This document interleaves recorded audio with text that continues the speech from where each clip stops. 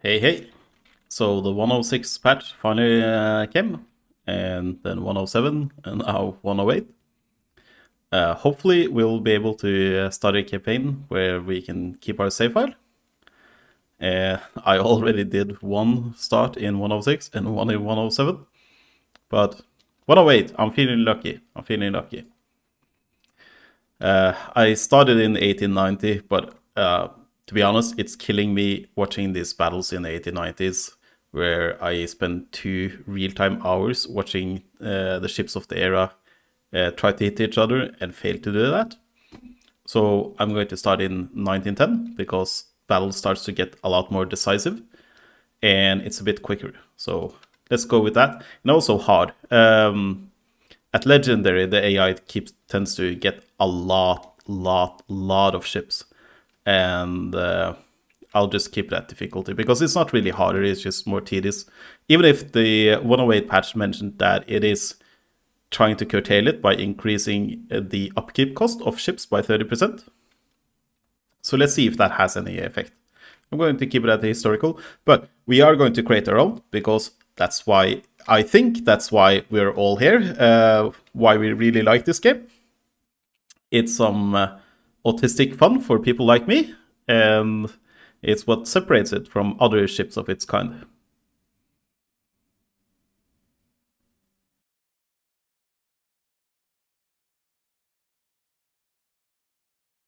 Let's have a look at the political situation. Due to the difficulty scale, we're at the British, who is going to be our main antagonist, as usual. They have twice our GDP, roughly. So this is going to be a small challenge. I'm going for my own sanity, just do a single design for this campaign, or at least in the beginning. And I really like battle cruisers of this era, so that's what I'm going to design.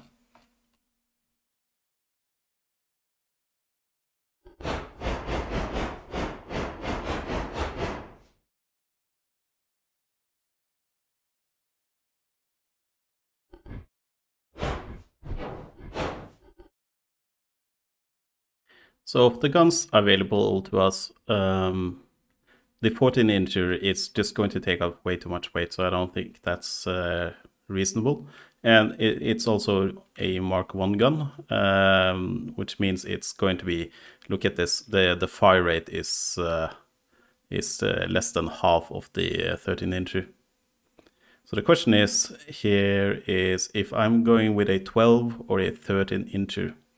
And I think with some optimization, I can make it so I can either have 8 barrels of 13 inches or 10 barrels of 12 inches. And I'm probably going to experiment with both.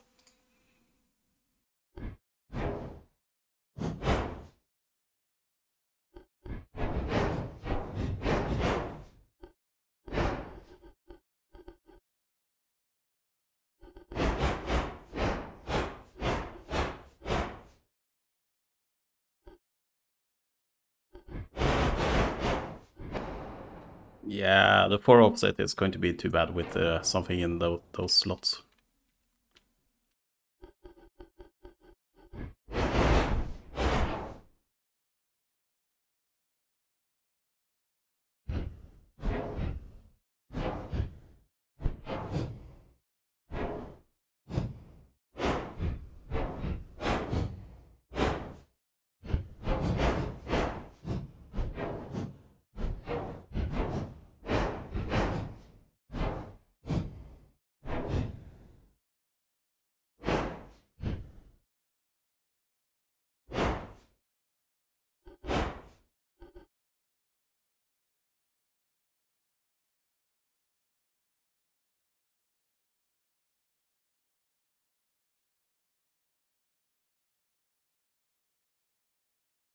So, she's not pretty, but I think she'll do quite nicely. Just going to check. Yeah, we'll leave it like this. This is pretty min-maxed. I'm leaving all my faith in the casemates for dealing with destroyers, which means I have zero faith in it. But 8 barrels of 13 inches, that's probably going to be very good. Just going to do a quick check here, by the way, since I...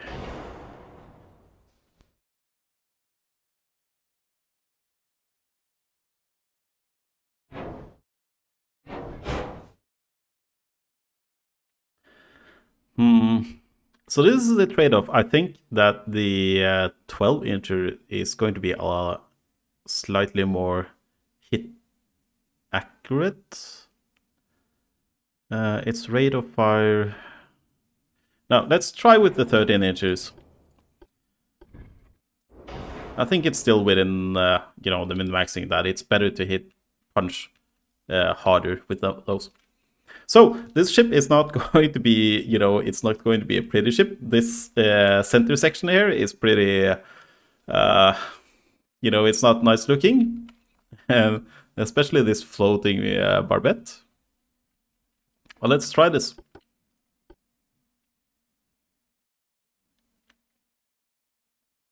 So how many can we afford?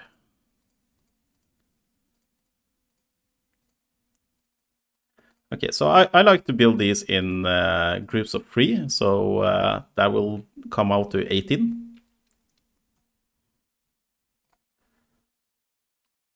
And let's check the financial situation. Crew training, you always want to max this in the early game, so you get a crew pool and you get to train your ships. Later on, you can reduce it. The one thing I never want to reduce is tech budget, because if you fall back behind on the tech, it's game over as far as I'm concerned. I'm probably not going to make ships heavier than 32,000 ton anytime soon. But to build newer designs, I think this applies to, you have to be able to meet the average design, like when the slider is in the middle, to be able to build a new design, even if you're going to reduce the size afterwards. So I'll try to keep up in this space in the early game. And I spent a lot of money without realizing how much it costs. But I think it's going to balance out once the game gets its first turn tick anyway. I'm going to leave transport capacity unchanged for now.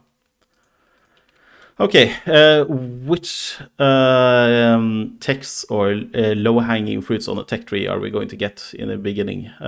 Triple bottom only applies if I'm building new ships, which I'm not going to build too much of just yet. 2 months, I'm getting this pretty soon. This is pretty good, but I'm getting it in 2 months, so I don't need to focus on it.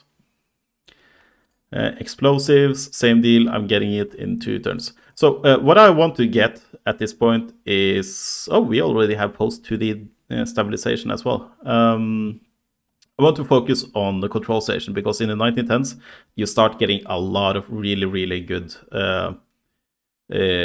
firing computers that will increase our accuracy by a lot. We have the Mark II free 2 inches, so I don't feel the need to focus there just yet. Let's just keep that one on a specialization and see what pops up after a while.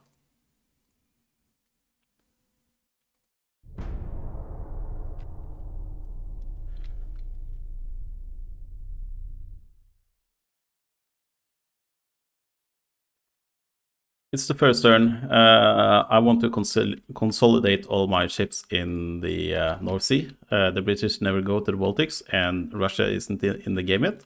So I only have to care about the North Sea. All the transports where I'm trading with, you know, Asia, Africa, South America, I don't have to care about it. They teleport to the North Sea, and all I have to do is police the North Sea. So it's kind of easy that way.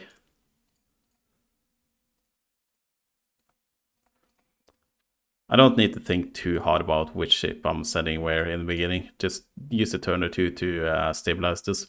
In the financial situation, yeah, we have a surplus now, so we can spend this into increasing transport capacity and grow our GDP.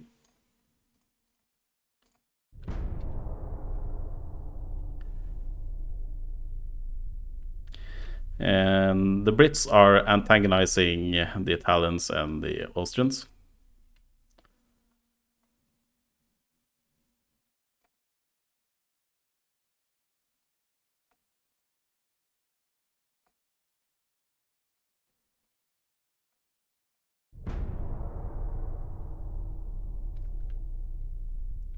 Now that we've split our ships into 3 groups of 6, we'll start harassing the British. The recent financial crisis in the industry has decreased tax income. The government wants to cut the Navy's budget. What is your reaction?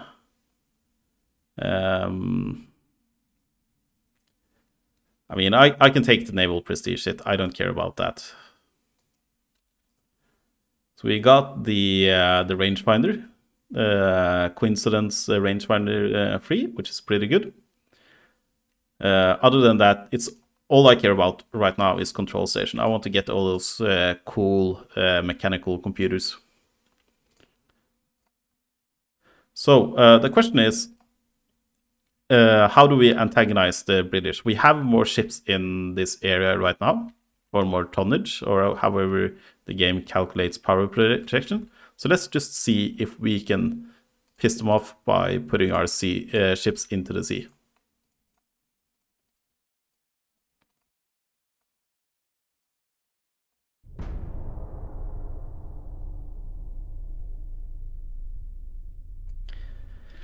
The press accuses you and your staff with delays and disruption of ship construction contracts. What is your answer?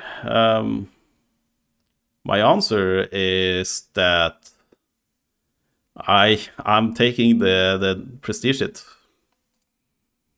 Advanced armored citadel, that's nice to get. Cordite 2, that's also nice, even if I never use Cordite because I loathe the shell penetration and accuracy debuff, even if gun range actually increases accuracy. But I don't like the shell penetration debuff.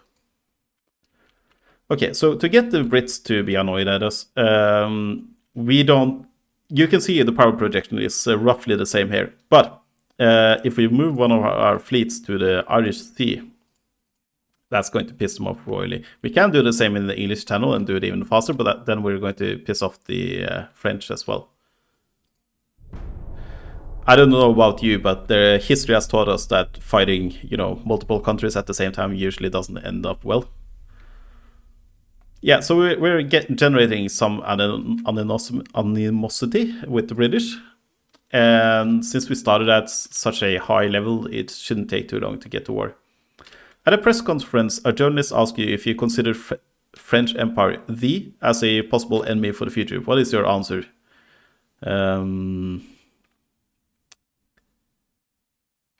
I'm taking the prestige hit. I don't care about it. Industrialists who are impressed by a navy are ready to invest for the needs of the fleet.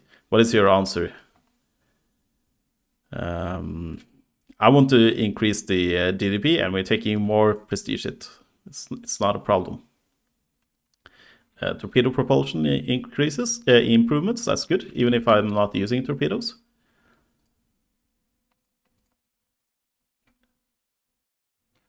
That's destroyer funnels.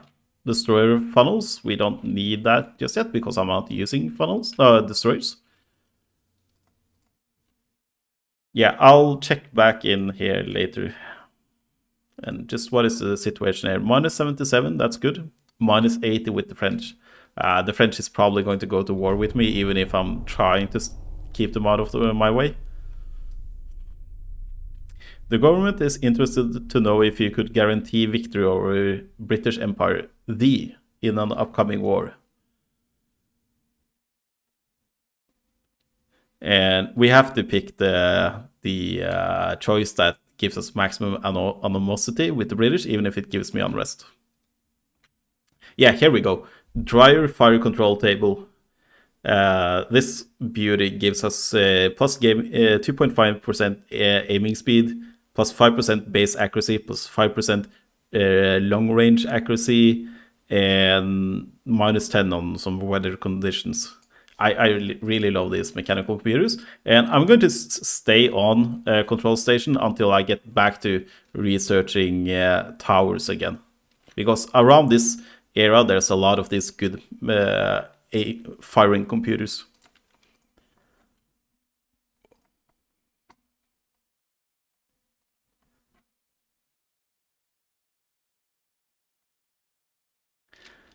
I kind of want to see if I can push through with the turret reload negatives for having a 2x turret.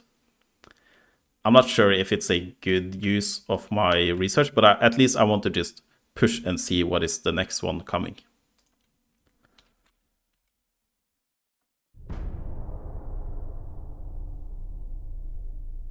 And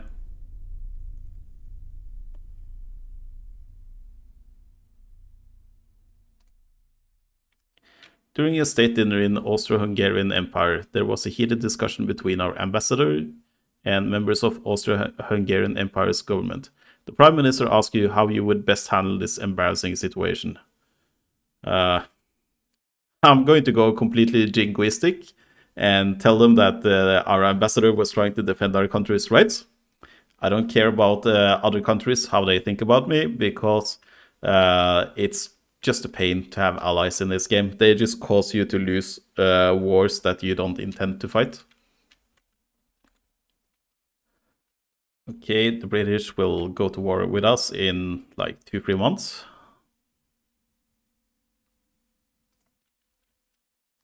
We should probably start building some ships because we have a lot of surplus right now. This is 5 millions. Much did we have in surplus? 8? Okay, let's build 3 ships.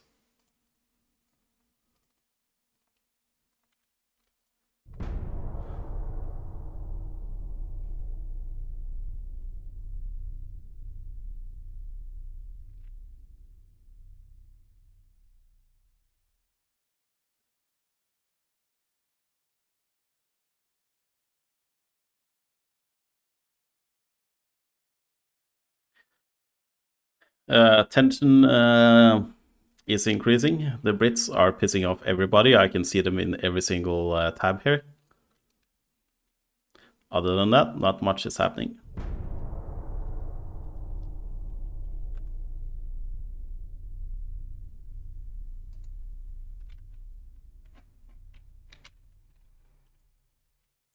At a press conference, you were asked about recent evidence that foreign espionage targets our navy. How do you respond?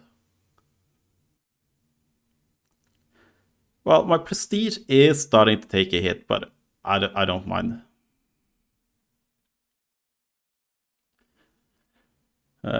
One or two more turns until we got a war going.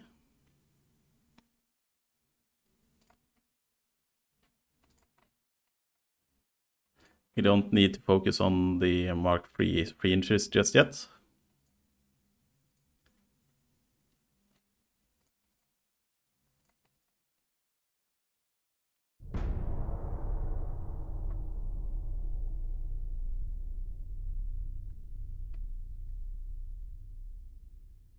So these are work in progress texts. This one for maneuver warfare.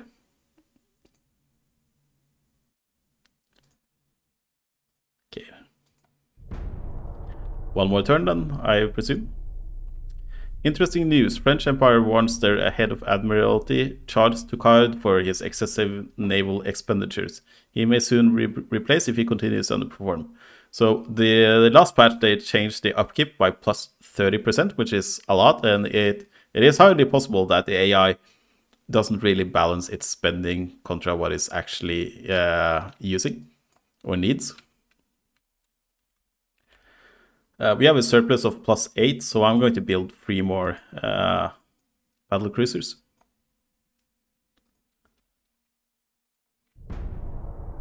Okay, we are probably going to go to war with the Brits this time.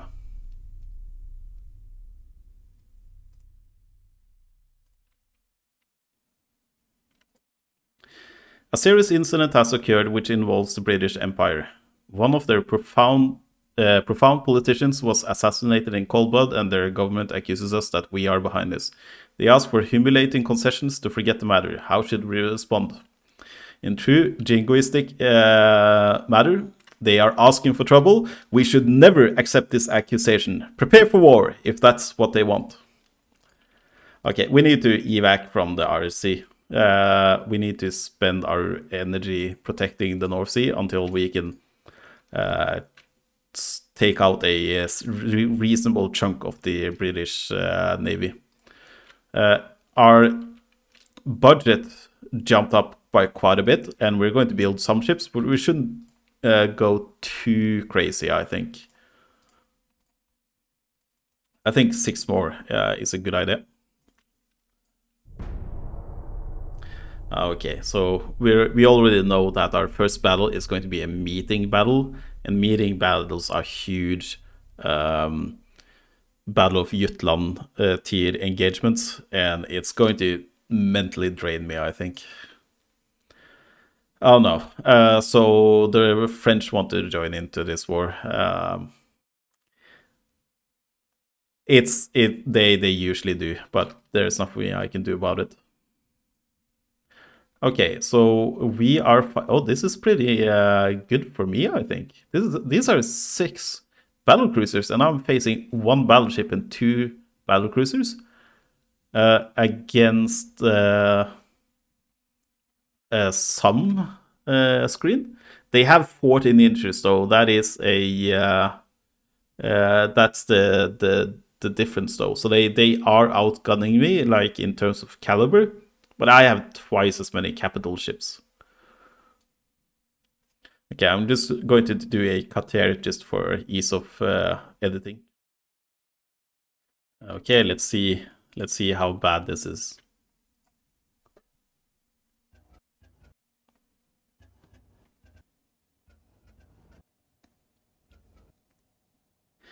It's far too easy for me to sail into the range of the torpedo ships, even if they probably have like 6-7 kilometers at this point.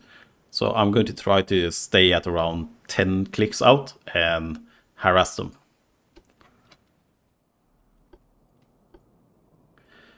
Enemy smoke is spotted to the southwest. It's basically straight ahead. I think 6 ships like this is probably my mental limit to handling battles in this game. Anything more than that, and I start getting a headache.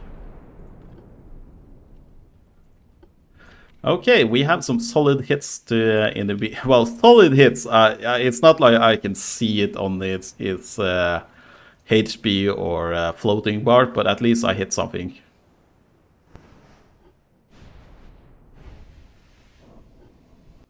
So I really like to have these sister formations where I surround them from 2 angles, and it makes it harder for the enemy to present a defensive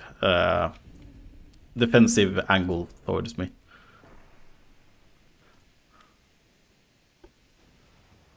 Okay, I need to make sure that I'm keeping this distance now. It's way too easy to get lured into a slugfest with the enemy battleships, and then the DDs start sending torpedoes your way.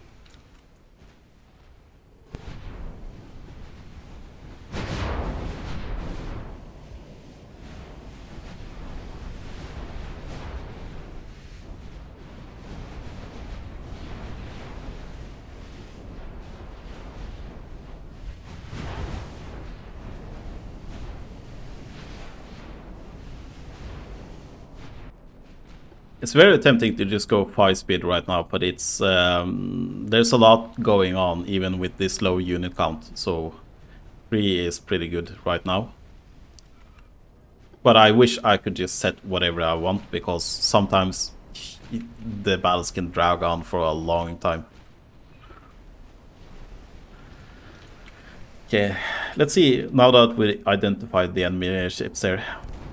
So this is a Dreadnought design, late era Dreadnought design, and it's very heavily armored. Oh, that is loud, that is loud. Very heavily armored, so no free lunch today. But I am still able to punch through, though. Yeah. That's because I'm way within the range I said I was going to operate at. But how can he penetrate me, though? Oh, he's having issues. Yeah, he went with the Mark 1 gun. Oh, he has fired a torpedo.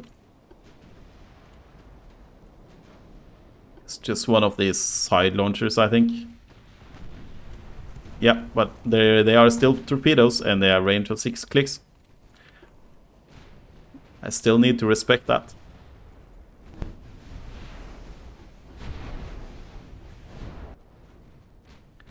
Yeah, there it is. Let's see. It's going to hit around here, so I'm already safe, but I need to double back now, because I can't bypass this and, you know, like the Hindenburg, just go into that path. And it's such a pain to split up the formation and rejoin again without micromanaging too much, so I'd rather just loop back around.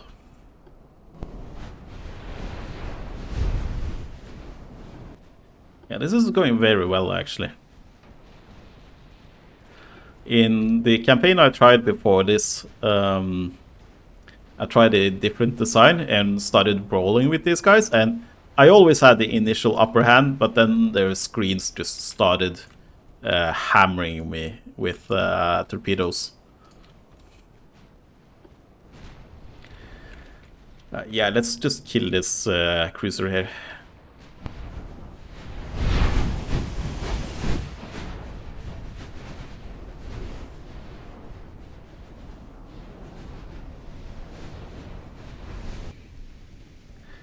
Seems like the spot jet is going to go down under any moment now.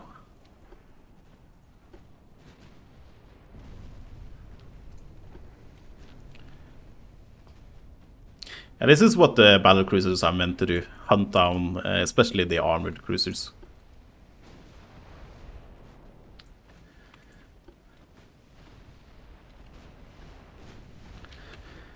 And it seems like they're doing a good job of hunting down the Eagle as well. It's flooding pretty badly at this point. So let's take a close look at their battle cruiser.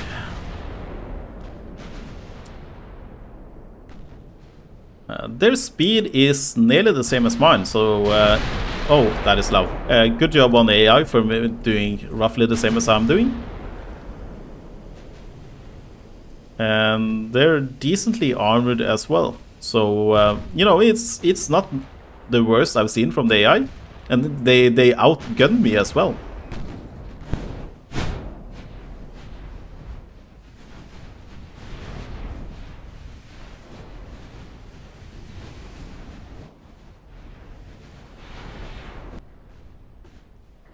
The Challenger got too close to our secondaries.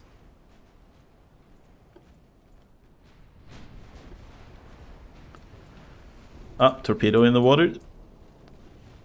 Thankfully, they don't have too many torpedoes at this age that they can send at the same time.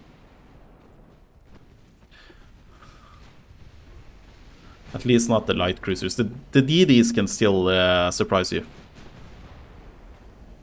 Okay, please finish this guy before I get around.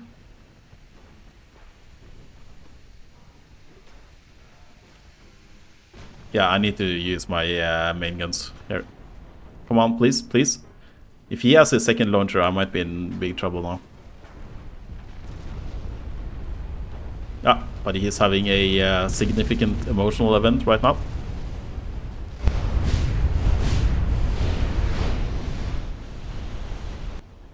Yeah, so the big prize here is killing off their capital ships. We want to do everything to decrease their tonnage. And while we can decrease the tonnage by a lot by just killing a lot of the DDs and stuff like that, they are also easily replaceable. So we need to kill the big stuff to make sure that we can reduce their power projection, and then we can blockade them and kill off their GDP. Because there's no way I can keep up the tech race with the British if they have twice my GDP. So I need to strangle them. Strangle their trade hard.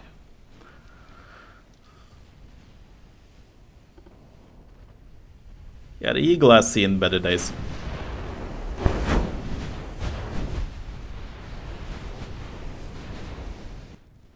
I mean, it was not my intent for these guys to start running down the same line, but it's fine at this point. I think I have this under control now.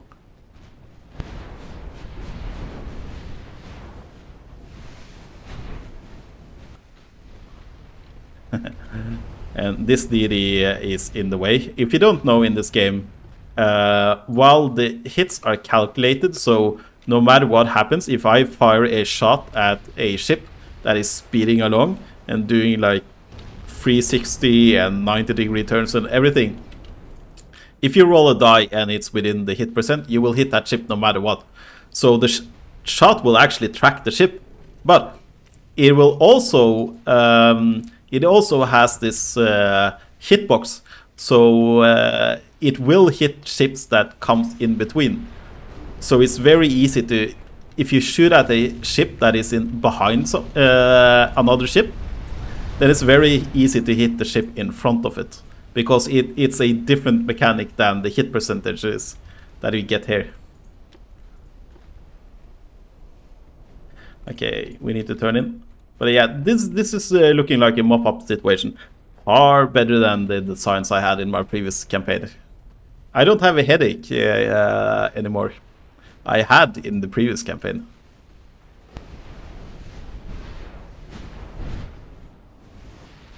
Yeah, the Hercules is done, and the Devastation is having problems as well.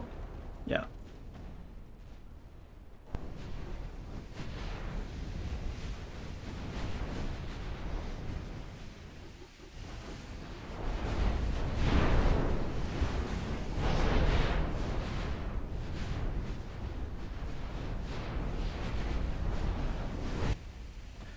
Yeah, it is often tempting to go with the biggest gun available, but it's usually better to get a more balanced design. And I could have gone with a 12-incher as well, but it is fairly noticeable actually, the difference in penetration capabilities between 12 and 13 at this era. So it's all about, you know, doing these balances. And if you're a new player, there's no way to just know this. You just have to play the game and get a feel for it. Watch some content creators, somebody other than me as well. And you'll pick up on it pretty quickly.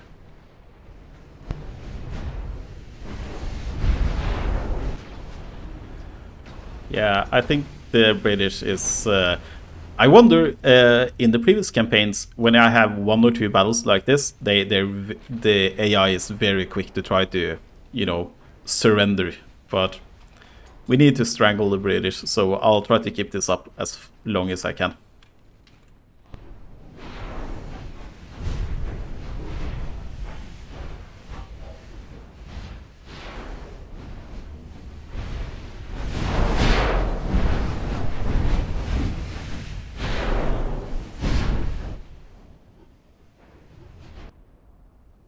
You know, the last time I did this in the previous campaign, my guys won the battles, but they came back, you know, in a red shape, where they had, you know, like a quarter or a third of their health left. But seems like I hit the jackpot, I think, with this design.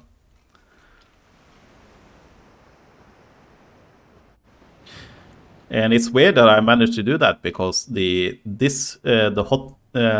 patch in the 108 actually restricted a lot of the min-maxing I can do, especially with the speed.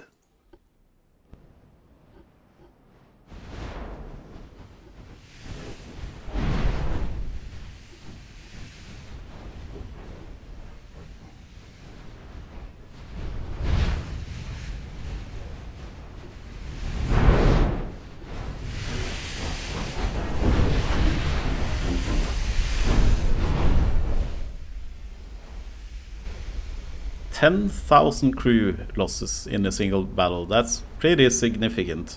I don't remember off my head what the Battle of Jutland was, but I don't think it was that bad. I'm just going to go to Wikipedia for a quick moment.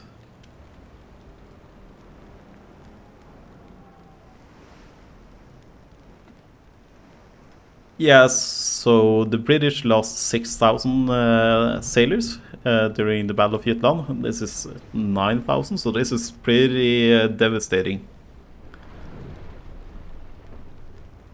But I wish this screen had tonnage sunk as well, because that's a very common and important factor when evaluating these battles.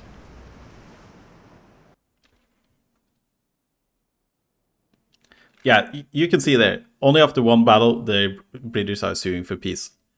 But as I mentioned earlier, we are going to strangle the British Empire and dismantle it. So we are fighting to the end. Even if that would have been the smart choice, because I think I didn't even remember, but the French, they declared war on me. That's fine. I think I can deal with them as well.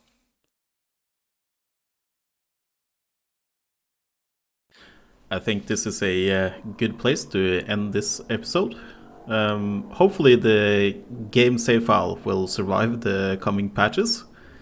And otherwise, I think the game is shaping up. There's still a lot of issues, but it's fun, and that's all that matters. So I hope I see you guys for the next episode, and see you.